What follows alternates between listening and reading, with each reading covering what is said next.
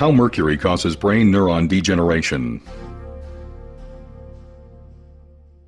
Mercury has long been known to be a potent neurotoxic substance, whether it is inhaled or consumed in the diet as a food contaminant.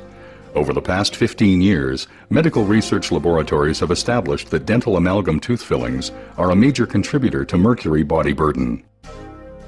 In 1997, a team of research scientists demonstrated that mercury vapor inhalation by animals produced a molecular lesion in brain protein metabolism, which was similar to a lesion seen in 80% of Alzheimer-diseased brains. Recently completed experiments by scientists at the University of Calgary's Faculty of Medicine now reveal, with direct visual evidence from brain neuron tissue cultures, how mercury ions actually alter the cell membrane structure of developing neurons.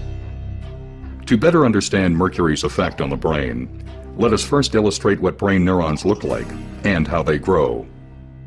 In this animation, we see 3 brain neurons growing in a tissue culture, each with a central cell body and numerous neurite processes.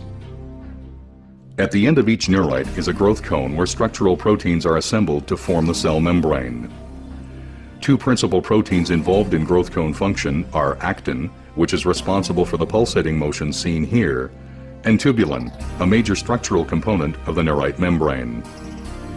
During normal cell growth, tubulin molecules link together end-to-end to form microtubules, which surround neurofibrils, another structural protein component of the neuronal axon. Shown here is the neurite of a live neuron isolated from snail brain tissue, displaying linear growth due to growth cone activity.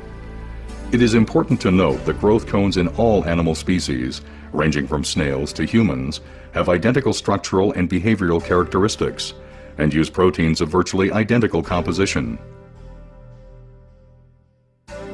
In this experiment, neurons also isolated from snail brain tissue were grown in culture for several days, after which very low concentrations of mercury were added to the culture medium for 20 minutes. Over the next 30 minutes, the neurite membrane underwent rapid degeneration, leaving behind the denuded neurofibrils seen here. In contrast, other heavy metals added at this same concentration, such as aluminum, lead, cadmium, and manganese, did not produce this effect. To understand how mercury causes this degeneration, let us return to our illustration. As mentioned before, tubulin proteins link together during normal cell growth to form the microtubules which support the neurite structure. When mercury ions are introduced into the culture medium, they infiltrate the cell and bind themselves to newly synthesized tubulin molecules. More specifically, the mercury ions attach themselves to the binding site reserved for guanosine triphosphate, or GTP, on the beta subunit of the affected tubulin molecules. Since bound GTP normally provides the energy which allows tubulin molecules to attach to one another, mercury ions bound to these sites prevent tubulin proteins from linking together. Consequently, the neurite's microtubules begin to disassemble into free tubulin molecules, leaving the neurite stripped of its supporting structure.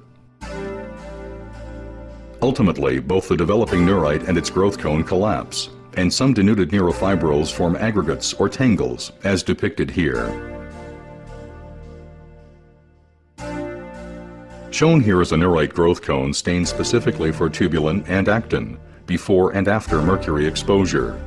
Note that the mercury has caused disintegration of tubulin microtubule structure. These new findings reveal important visual evidence as to how mercury causes neurodegeneration.